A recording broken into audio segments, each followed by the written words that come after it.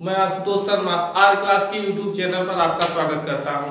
आज हम लोग टेंस के बाद इंपरेटिव सेंटेंस के बारे में पढ़ेंगे।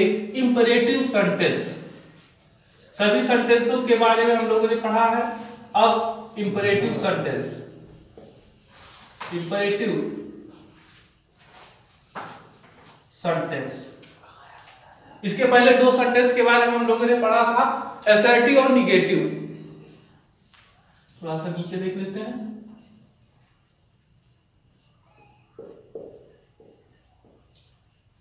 इंपरेटिव सेंटेंस, आज्ञार्थक वाक्य, आज्ञार्थक वाक्य। आइए देखते हैं इसकी परिभाषा क्या होती है। इंपरेटिव सेंटेंस के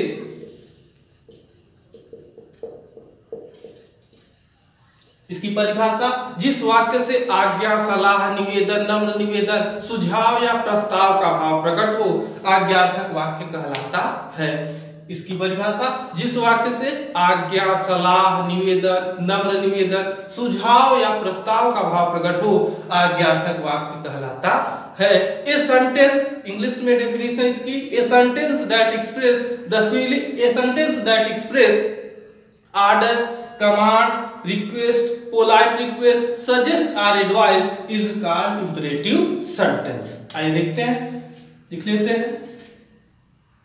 जिस वाक्य से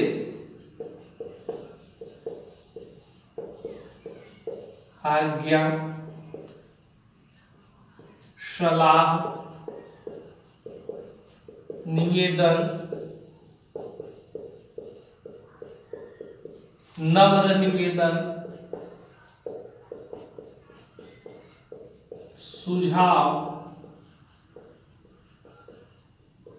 या प्रस्ताव का भाव प्रकट हो,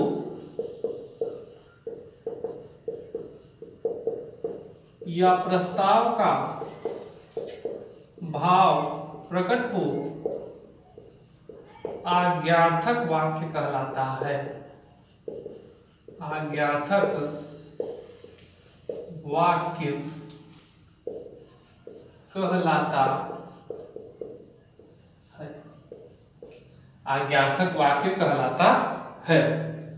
इसकी इंग्लिश में डेफिनेशन होती है, ए सेंटेंस दैट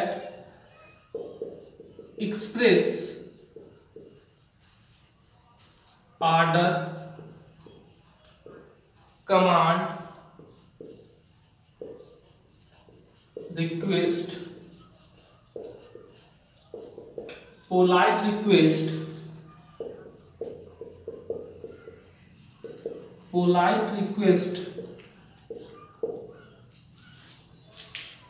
सजेस्ट और advice is called an imperative sentence, is called an imperative sentence। Imperative sentence देखिए, इसकी परिभाषा है कि जिस वाक्य से आज्ञा, सलाह, निवेदन, नम्र निवेदन, सुझाव या प्रस्ताव का भाव प्रकट हो, आज्ञार्थक वाक्य कहलाता है। अब इंपरेटिव सेंटेंस का अनुवाद कैसे करते हैं। इंपरेटिव सेंटेंस का अनुवाद हमेशा प्रेजेंट इंडेफिनिट टेंस की तरह बनाया जाता है, और इंपरेटिव सेंटेंस में कर्ता यू होता है जो हमेशा छिपा रहता है। तो यह हमेशा याद रखिएगा आप लोग कि इंपरेटिव सेंटेंस का अनुवाद, यह नोट है, इंपरेटिव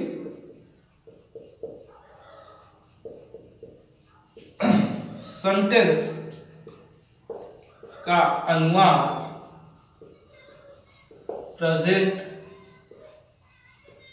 इंडेफिनिट टेंस की तरह बनाया जाता है।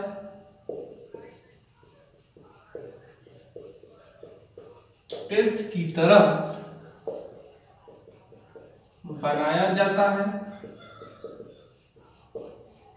दूसरा नोट है इंपरेटिव सेंटेंस का कर्ता यू होता है। इंपरेटिव सेंटेंस का कर्ता यू होता है जो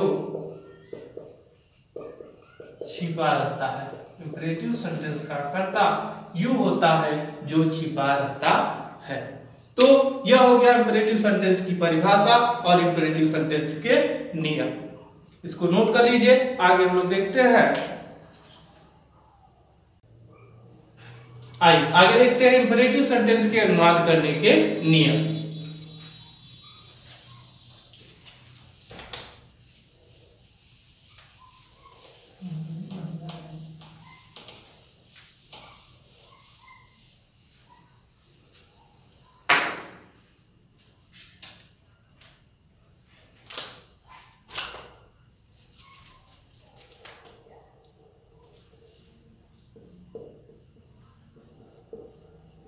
इंपरेटिव सेंटेंस के अनुवाद करने के नियम। इंपरेटिव सेंटेंस के अनुवाद करने के नियम। रूल नंबर 1 क्या है कि यदि कभी भी इंपरेटिव सेंटेंस में आदेश का भाव प्रकट हो, यदि कभी भी इंपरेटिव सेंटेंस में आदेश का भाव प्रकट हो तो उसका अनुवाद करने के लिए verb first object plus other का प्रयोग करते हैं। जैसे वहां जाओ, खाना खाओ, खड़े हो जाओ, बैठ जाओ, तो यह सब क्या है, आदेश का भाव प्रकट हो रहा है। तो ऐसे स्थानों पर करते क्या है कि वर्ब फर्स्ट ऑब्जेक्ट और अदर का प्रयोग करते हैं। आइए देखते हैं क्या लिखेंगे। जब इंपरेटिव सेंटेंस में आदेश का भाव प्रकट हो, आदेश का भाव प्रकट हो तो निम्न नियम का पालन करते हैं। निम्न नियम का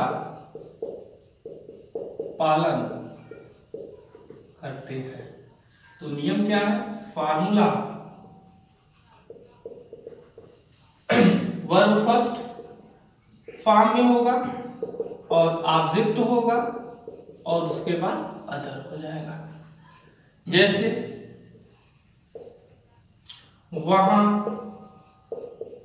जाओ, वहां जाओ आदेश है। दरवाजा खोले या दरवाजा खोलो आदेश होगा, तो खोलो, दरवाजा खोलो।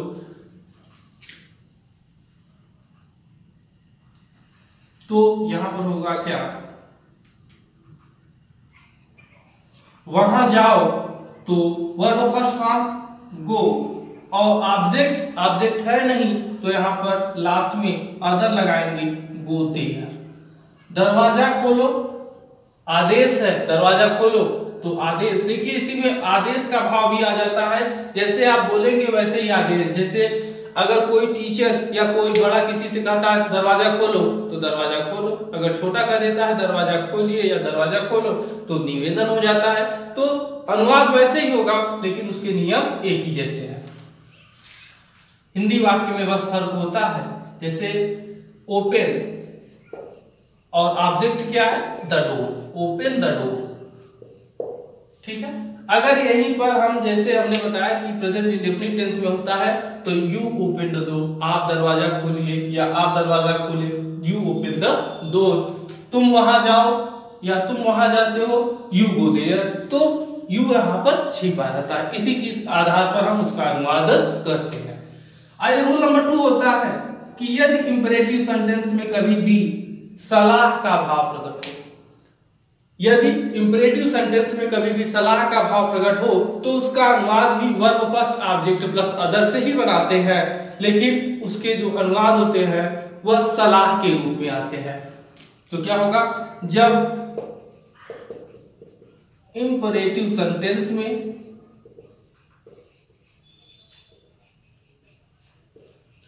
सलाह का भाव प्रकट हो, सलाह का भाव प्रकट हो तो उसका अनुवाद निम्न प्रकार से बनाते हैं, निम्न प्रकार से बनाते हैं। तो फार्मूला क्या होगा? निम्न प्रकार से बनाते हैं फार्मूला कि वर्ब फर्स्ट, नियम वही रहेंगे, बस आपके अनुवाद अलग होंगे। वर्ब फर्स्ट ऑब्जेक्ट और प्लस आता है। तो यहां से होगा क्या? जैसे खराब लड़कों से दूर रहो, खराब लड़कों से दूर रहो। दूसरा, धूप में मत खेलो, धूप में मत खेलो। तो यह नियम हो गए कि यह आपका verb first object plus other. देखिए मत या कभी मत या न, यही से देख लेते हैं कि मत, न, कभी मत या कभी न, कभी भी अगर आता है इंपरेटिव सेंटेंस में तो वाक्य निगेटिव हो जाता है। उसके लिए आप वर्ब फर्स्ट के पहले डू नॉट या नेवर का प्रयोग कर सकते हैं, डू नॉट या नेवर का प्रयोग। तो यहां से देखते हैं खराब लड़कों से दूर रहो, तो अवॉइड मींस दूर रहना। किससे दूर रहने के लिए कह रहा है? From bad boys, avoid from bad boys. धूप में मत खेलो, तो देखिए हमने बताया कि वर्ब फर्स्ट के पहले ही अगर कभी मत आता है या कभी मत आता है या न आता है या कभी न आता है तो डू नॉट या नेवर का प्रयोग करते हैं। तो हम करेंगे क्या कि डू नॉट, खेलना, प्ले, वर्ब फर्स्ट, ऑब्जेक्ट क्या है? धूप, तो do not play in sun. The भी लगा सकते हैं आप, आर्टिकल, या यहां पर हो सकता है नेवर प्ले इन सन। तो यह हो गया अनुवाद, जब वाक्य में आदेश का भाव प्रकट हो और जब वाक्य में सलाह का भाव प्रकट हो। आइए आगे देखते हैं तीसरा। देखिए तीसरा नियम है कि जब कभी भी इंपरेटिव सेंटेंस के वाक्य में कभी भी अगर निवेदन का भाव प्रकट होता है, इसका निवेदन का भाव प्रकट होता है तो कृपया शब्द आते हैं, कृपया शब्द आते हैं तो उसका अनुवाद बनाते समय हम प्लीज या काइंडली का प्रयोग करते हैं। किसका? प्लीज या काइंडली का प्रयोग करते हैं। अगर हम वाक्य के शुरुआत में प्लीज या काइंडली करते हैं तो उसके बाद कामा, और अगर हम वाक्य के लास्ट में प्लीज या काइंडली का प्रयोग करते हैं तो उसके पहले कामा लगा देते हैं। बस यही नियम है। आइए देख लेते हैं।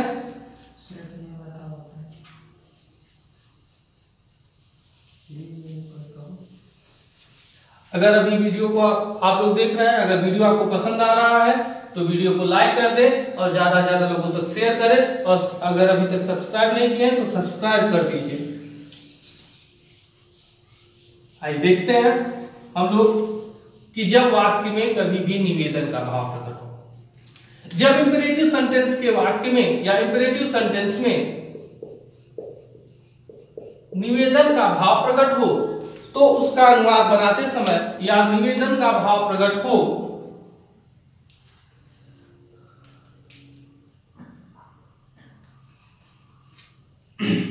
यदि इंपरेटिव सेंटेंस के वाक्य में निवेदन का भाव प्रकट हो और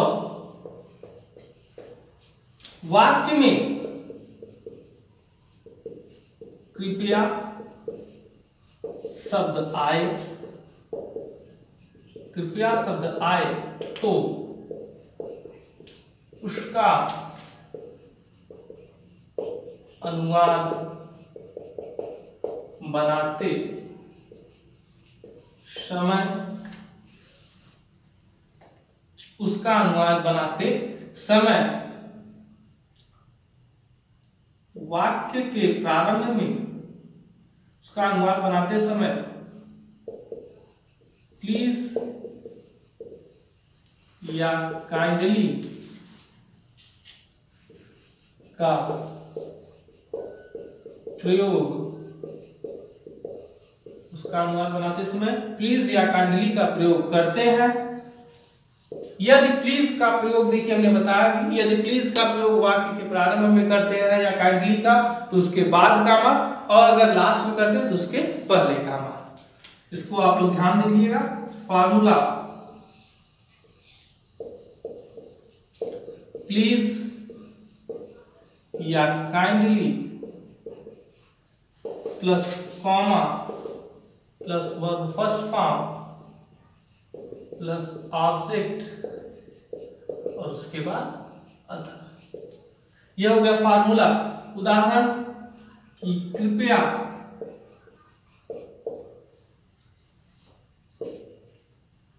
यहाँ रुके, कृपया यहाँ रुके निवेदन है। दूसरा, कृपया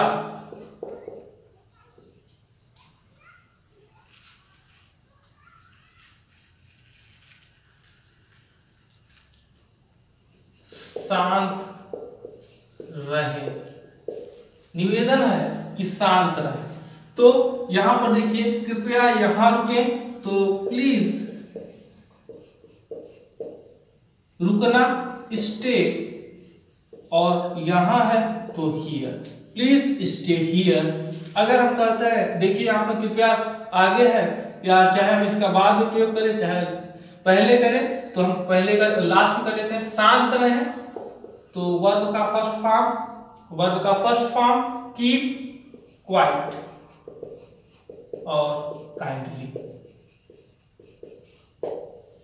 चाहे हम लास्ट में करें प्रयोग चाहे स्टार्ट में। तो यह हो गया नियम। देखिए अगर यहीं पर कभी भी मत या आपके पास न या कभी मत आ जाए तो डू नॉट कर देते हैं। Do not keep quiet kindly, या कृपया शांत न रहे, डू नॉट कीप क्वाइट, या कृपया यहाँ न रुके, do not stay here please. तो यह नियम होते हैं जब कभी भी वाक्य में इंपेरेटिव सेंटेंस हो और वाक्य में आपके कृपया शब्द आए हो। अगला नियम रूल नंबर 4।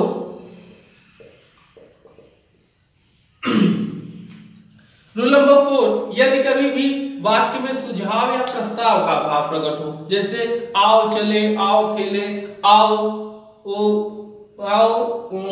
किताब पढ़ें, कोई भी वाक्य आए तो वाक्य में कभी भी सुझाव या प्रस्ताव का भाव प्रकट हो तो लेट अस का प्रयोग करते हैं। उसका अनुमान बनाते समय हमेशा लेट अस का प्रयोग किया जाता है। तो यहां पर लिखेंगे, यदि इंपेरेटिव सेंटेंस में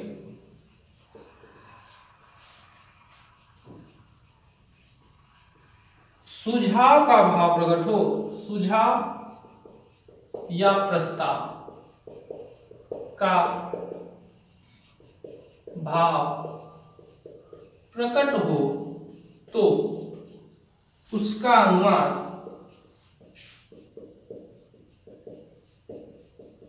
लेट अस या लेट्स से किया जाता है। लेट्स या लेटस से किया जाता है। फार्मूला देख लेते हैं। फार्मूला सभी की तरफ से है, जैसे यहाँ पर लेट अस लगा दीजिए या लेट्स, और फिर वर्ब फर्स्ट फॉर्म और ऑब्जेक्ट और उसके बाद अदर हो जाएगा। देखते हैं आगे। तो यहां पर होगा क्या, जैसे आओ खेले या आओ क्रिकेट खेले, क्रिकेट खेले। दूसरा,